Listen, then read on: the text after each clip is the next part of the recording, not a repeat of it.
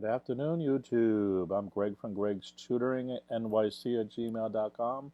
I'm doing a cover review of the 2017-18 SHSAT Handbook. We're up to like section 16 or 17 at this point. So welcome everybody. If you catch it on the replay, there's a whole bunch more of these. So go back and look through my channel and pick up the ones that you think you can. All right. If you need to, I can email you a copy of this. So please email me. My email's at the bottom of the screen there, and you can get a copy of this. In the previous section, question number 99 came up, and I gave an alternate approach to solving the problem. And I made a little goof up, and instead of wasting time trying to find out what it was, I found it like 2 minutes after I ended the stream. So if you remember that solution, we had the one where we did it straight up, and then we did a second one, and I had crossed this 3 and put the 2 here, and so we ended up with 6/90ths, 3/10, and then because I saw up here, I wrote 2/9. This was supposed to be 3/9. Okay, so what we're supposed to be doing was adding 6/90ths, 3/10, and 3/9 here. And when you do that, once you subtract, you end up with the numbers here like this. Okay, so you can do that as an exercise for yourself there. So that was the goof up there. If anybody's still confused, just email me and I can clarify it. This was the alternate solution anyway. If the classic solution was unobvious to you, sometimes it's not, depending on the wording of the question. And this is an alternate way to do it. Just remember if you do it this alternate way, because sometimes the question demands you do it the alternate way. Just remember there's 3 parts here, and we're subtracting it from 1. Where it's the probability of all of it happening minus the 3 parts involving, in this case, the banana. All right? So if you run through the example, I already kind of explained it all. So the 3 numbers I circled here, which are these here, that would make sense to you if you just follow it through again. All right, so let me see if we're live. Actually, let me go to the next problem, which is 102. Let me see if I have 102 on the screen already. Yes, I do. So if anybody has any questions, please ask them as I'm talking about this. I see a bunch of people lurking there, which is fine. And if you catch it on the replay, you can pause the video as we go through the questions. So 102, a metal plate. Yeah, wait, we're out of focus for some reason. A metal plate used in an electronic device must have a thickness of 0.02 inch with an allowable error of 1%. What is the greatest allowable thickness of the metal plate? And they both use the word greatest, which could still be misleading. So, so we have a metal plate that's 0.02, okay, which is kind of weirdish because they're saying it must have that thickness, and then it says it can have an error of 1%. So of means multiplication, and 1% then. All right. So what we're trying to do is calculate how to get what that delta is on the size of the plate, and then we have to add it back into this here. So percent means over 100, so this is the same as over 100. So we basically have 0.02 times 100. We can multiply that out, or we could do our normal rules that if we divide by 10, we add a 0, divide by 10, we add a 0 again. So we end up with 0.0002, okay? So I think a lot of kids are going to goof this up, which is that, because the way the question is worded, it could look like the answer is still F, okay? But it's not. Okay, so don't get caught up in that. It could also look like it's H because you're adding 1% to it. Some kids will even think that it's 0.01. It's not. When you do this multiplication out, you get 0.0002. So then the question is it E or G? Which is what they're looking for? Are they looking only for the delta, the change, or are they looking for the total of the two of them? Okay, it says what is the greatest allowable thickness?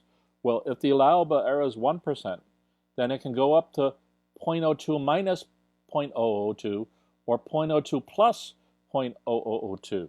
Okay, in this case, it's going to be the plus. So we're going to get E. And don't mess that up. So we have 3 zeros, 2 plus the 0.2, We get 0.0202. All right. So this one's kind of reasonable. Again, this one they're kind of giving to you, so don't throw away the problems that are easy or are straightforward. It's easy to start getting spooked with some of these questions and asking things that it's not, because there is the questions ebb and flow and tweak back and forth, and you're always like on guard, like is there something special wording in a problem or something? In this case, there is none. It's just what it is. Okay. My throats are already messed up. So that's 102. Let's get 103 on the screen.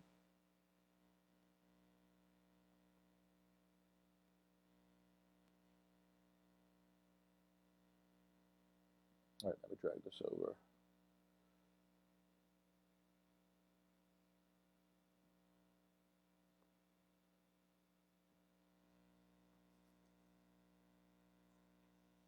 So once again, we have an illustration. In this case, it's a chart or a table, whatever you want to call it. There's a couple parts to it. It has the scores on a biology test. So the sections 1, 2, 3. There's the lowest scores, 67, 62, 87. Let me bring this up on my screen. 65, 62, and 67. And we have a range of 28, 25, and 22. Most likely they're going to play around with that then. They might ask what the maximum score is, because at the lowest score in the range. So this again, there's always going to be questions about the median, the min, the max, the range, the average, stuff like that, okay? So we don't know really what they're going to ask us here. And any question you can ask from this is just going to be trivial, like what's the lowest score? The lowest score will be in section 2 will be 62. What will be the lowest range is 25. What's the highest range is 28. Just you're giving yourself a flavor of what's going to be going on here. So that when you get to the question, you kind of have a heads up of what's going on here. What is it about? What you have a little feel for the numbers. Because what happens sometimes is when you get to the sentences, they start bringing you away from the data and away from the table. So if you start out by already having some idea of what it's about, then you kind of have a leg up. Because again, just like I said in the previous question, it's easy to get confused with this kind of stuff. All right, so let's go with the words. Mr. Blake's biology class is divided into 3 sections. So we see that, section 1, 2, 3. The same test was given to each section.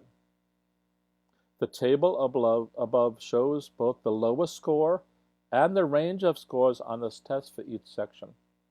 What is the overall range of all scores in these 3 sections? So I'm going to do 2 things first. I'm going to make sure we're live. We seem to be. And the second thing is, this is actually, I want to ignore the question for a second. Just talk more about the SHSAT and philosophical for a minute. Read what that actually says. The same test is given to 3 different sections, and yet their scores and ranges are different. This is what's happening with the SHSAT as well. Right? I did a couple of live streams just about scoring and stuff like that, and cutoffs. And I also talked about it every so often in other live streams. So the SHSAT's going to work the same way. And it's why you want to get more questions. You don't just want to meet a limit and be satisfied with that. You want to keep getting more questions right, learning more about the type of questions on the test and things like that. Because you don't know what's going to happen on test day.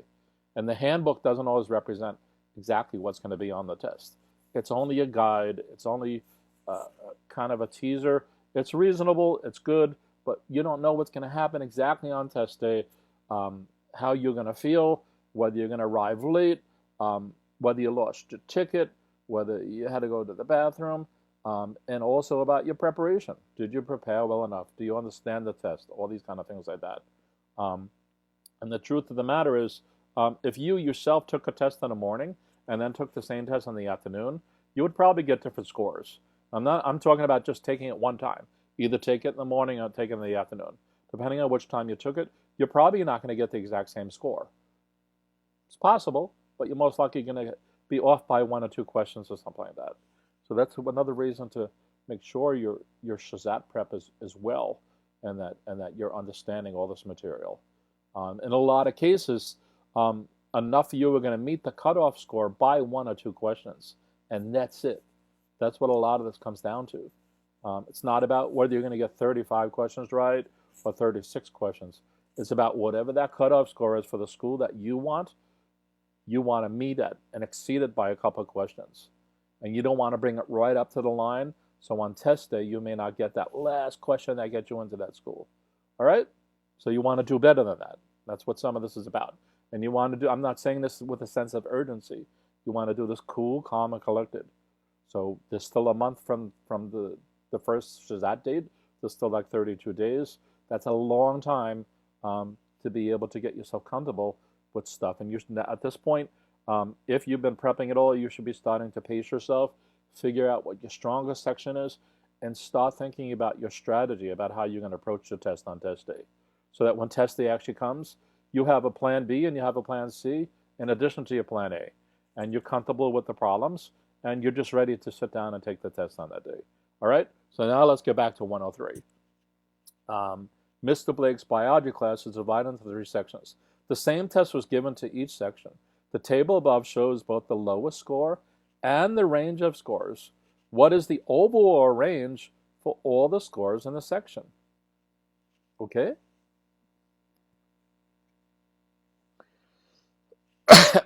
So what we're going to do is take the 3 sections, and we have 65. So if the range is that, we're going to add 28 to it. Okay? And we're going to get the top score. So that's the low score. Let's get the top score. 65, 75, 85, 93, I believe we get, right? And then for number 2, we have 62 plus 25 equals 87, if I did that right. And then on the last one, we have 67 plus 22.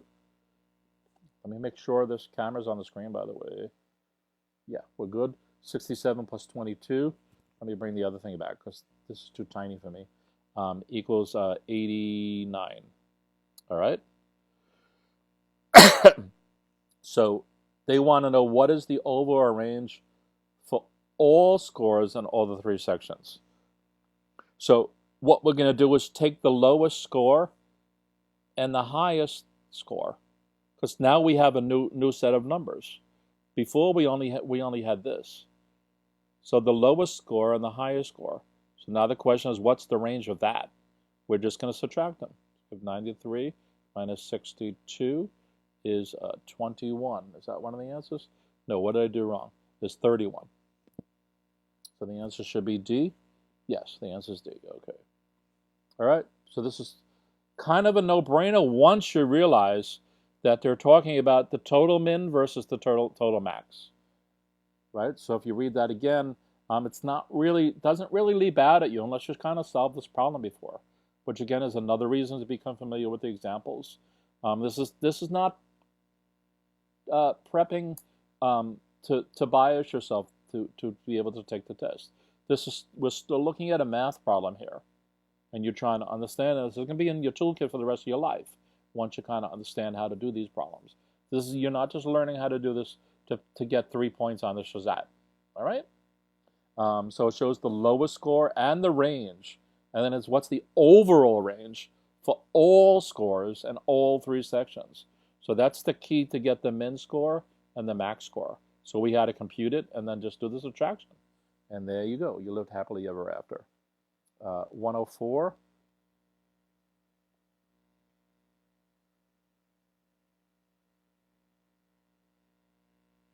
Okay, if 3n is a positive even number, how many odd numbers on the range from 3n up to and including 3n plus 5?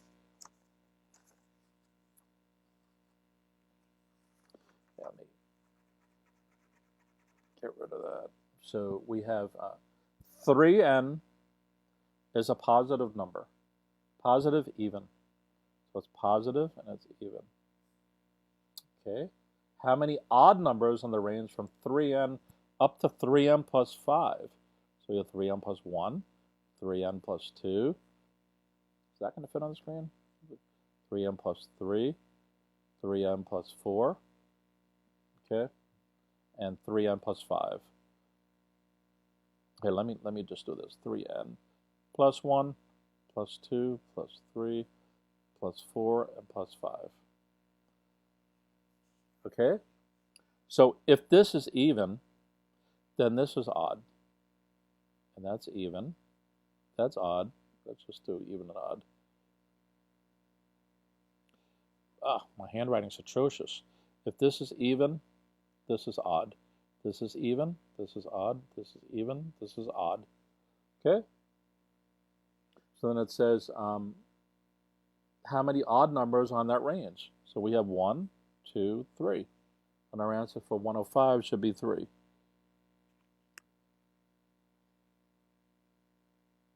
Wait, where am I? 104. 104 is F. Okay, good, 3. Right, there's probably an algorithmic way to solve this as well. Yeah, there probably is. If you subtract the 2, you see you get 5. And if we just assume like 3n is 2, it really doesn't matter. We're just starting from an even number, and we continue on to 5 more. Okay, 105, that's still on the screen.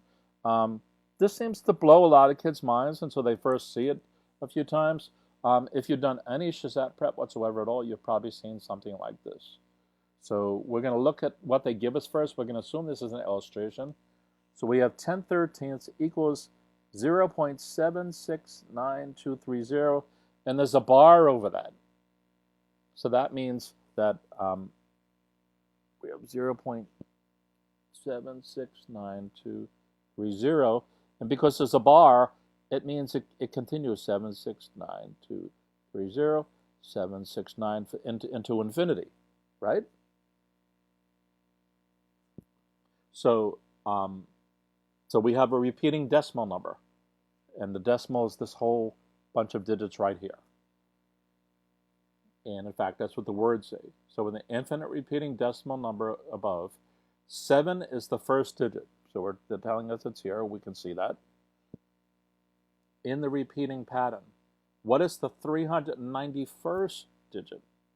So at this point, we don't care anymore about the 10/13.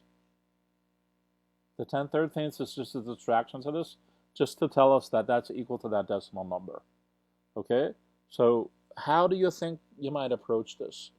Again and again, if you're catching this on the replay, you can pause the video.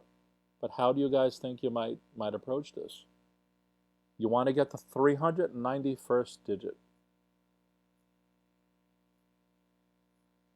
Right? So what we're going to do is count the number of digits here. 1, 2, 3, 4, 5, 6. There's 6 digits here. And if we're going to repeat this pattern 6 times, 6 times, 6 times, 6 times, 6 times, what we really need to do is take the 391 and divide it by 6. And whatever whole number we get up here, that's the number of the 6 repeating digits over and over and over. That's the number we're going to have. So let's get that. So 6 times 6 is 36. We're left with 3. We get 5 into there, and we get a remainder of 1. So let's just double check that. 65 times 6, 0, 3, 390. Right, so that gives us 390. So that means there's 390 sets of these 6 digits. And then the next digit is the 391st one. Right? We have a remainder, so there's another repeating set. So the very next digit is going to be that. So 105 would be D. It'll be that 7. All right? By the way, definitely double check when you get your answer on something like this. Double check it that is really going backwards to that same number. And also make sure that you counted the number of digits right. It's easy to screw that up. And it's easy to even include the 0. The 0 is not part of the repeating part of it. So be super duper careful with something like this. So as trivial as it is, so really once you see a problem like this again, it's easy, except they might do differences to it. This is really the lowest level of this kind of problem, and there's other ways to tweak it. Just many, many different variations. Okay, so be careful, but this is the basics of it.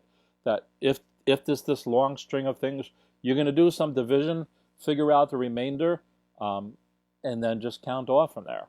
And the count off could be different. They may ask for odd numbers. They may ask for even. They may ask for alphabet letters. They may ask a whole bunch of stuff. But this is really the cornerstone fundamentals of solving this kind of a problem.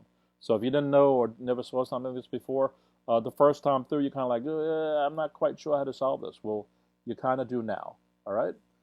By the way, I'm going to go about, I was thinking about 40 minutes, so maybe we'll do 1 or 2 more problems. So let's see what's remaining on this page. Let me make sure we're live. Yes, we see live. I see a couple of viewers out there. If anybody wants to speak up, go ahead. If not, that's fine too. All right, so that's 105. 106. Let me make sure that's on the screen right. No, so let's drag that over. You know what? I might be able to increase the size of this one time. Is that going to work? Or is that too big? Wait, where are we?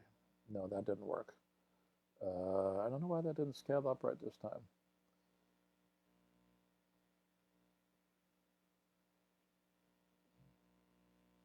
Okay, so 106. I can't really read it on my screen. A car travels at 4,400 feet per minute. The radius on each tire of the car is 1 foot. How many revolutions does the tires make in 1 minute? Use the approximation 22/7 for pi.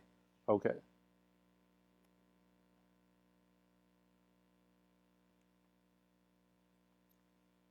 So we have a tire. Okay. We have a car with tires on it. And it's traveling at 4,400 feet per minute. The radius of each tire in the car is 1 foot. So we know this is 1 foot. We're just recording what we're being given. How many revolutions, how many times, you know, this is here, and the car is moving, say, that way. How many times will this go around, right, to force the car forward? Could be going backwards as well. Just so that this, let's say there's a tick mark, that tick mark goes once, twice, and so on. How far will that travel while it's doing the 4,400 feet per minute velocity? All right? So to figure that out, we need to know the circumference of the circle. So there's 2 formulas for that. One is pi times the diameter, or 2 pi r. Okay? We're told that the radius is 1. So our circumference is going to be 2 pi times 1, or 2 times 1 pi, right? And that's equal to 2 pi. All right?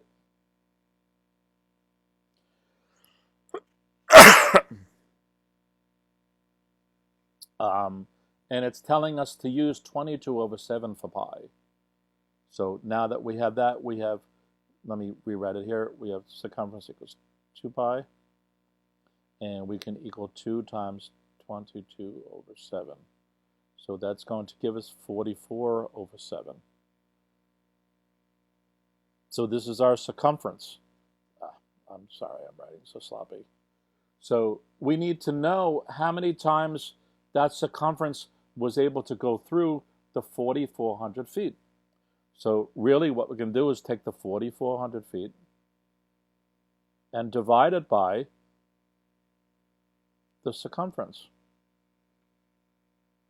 Because then we're going to, if whatever that length is, let's say this was a string around it, right? If you view the circumference that way. So the distance that traveled along here, from here to here, was 4,400 feet from some starting point over here, let's say. How many times did it spiral through to get to the point over here? So if we laid the string end to end to end to end, that's what we would have. 4,400 feet divided by the length of the string. All right? So let me put that over here. So because there seems to be something in this paper that's distracting from it. I don't know, there's oil or something on it. So So we have 4,400 times 44 divided by 44 over 7. And division by a fraction is the same as multiplication by its reciprocal. Okay? So 44 goes into 44 once, 44 goes into 100 times. And we end up with 700, which should be E. What question was this? 106 is E, yes. All right? So I kind of took the long explanation to this. This could normally be solved in maybe 25 seconds or even less. 20 seconds, even if you spend a minute, you're good. So this is a kind of a giveaway question too, if you know about the circumference of a circle. This kind of pattern question comes up in a lot of standardized tests. It even comes up in some state tests. So this one isn't really testing any novel solutions that I keep talking about. It's not really a creative question. And again, this one really is just about fundamental kind of stuff. All right, maybe we're doing more because there's 114 questions, and we'll just do another part at some other time because we're past the 30-minute mark. So 107 is 100 times 2 plus 0.1 squared minus 100. And they want to know that equals what? All right, so this one really comes down to PEMDAS, the order of operations. And there's a funny thing about PEMDAS and the order of operations, which is that I can ask a kid what does PEMDAS mean, and they'll tell me parentheses, exponents, multiplication and division, and then addition and subtraction, and I can give them an example even, and they can point it out to me, and yet that's some of those same kids will get the answer of this wrong, okay? Because what some of them will do is, even if they know to add these up, they'll multiply it by 100 first, but the exponent needs to be done first, okay? The exponent needs to be done before the multiplication to the 100. And some other kids will multiply this, and this, and get 200, and then do 0.1 squared, which is still messed up. And I don't know which of these wrong ways of doing it would produce the answers A, B, C, or D there. But what we need to do is focus on here. I'd like to think, the way I think is, I would try to figure out what to do with the 100s here. Because technically you can go do something like this. 100 times 1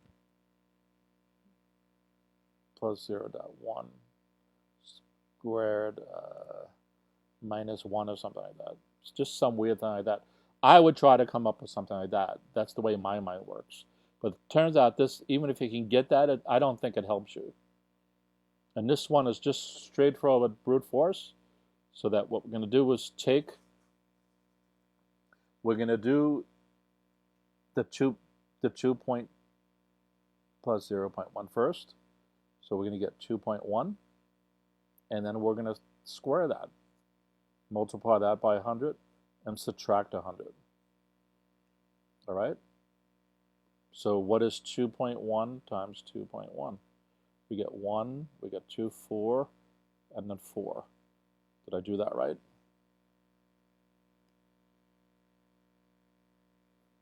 And then we have to go 1 over, 1 over. So we have 4.41. So we have 100 times 4.41 minus 100. So this gives us going back. So we have 441 minus 100. And that gives us 341. And the answer for 107 should be D. Yes, it is. All right, so we have 7 more questions to finish this form. I'll continue it some other day. I don't know if it'll be tomorrow, maybe it'll be, or not. All right, people, peace out and have a great time doing prep and so on. Please like the video, please subscribe to my channel, and we're going to just keep chugging along on doing this cover-to-cover review. What I might do is I don't know if I'm going to do Form B of this SHSAT handbook, but I'm definitely going to do the grade 9 problems. So after we finish the problem 114, I'm going to do the grade 9 problems as the next one, not the Form B. And then after that, worry about whether we should do a Form B or not. All right, people?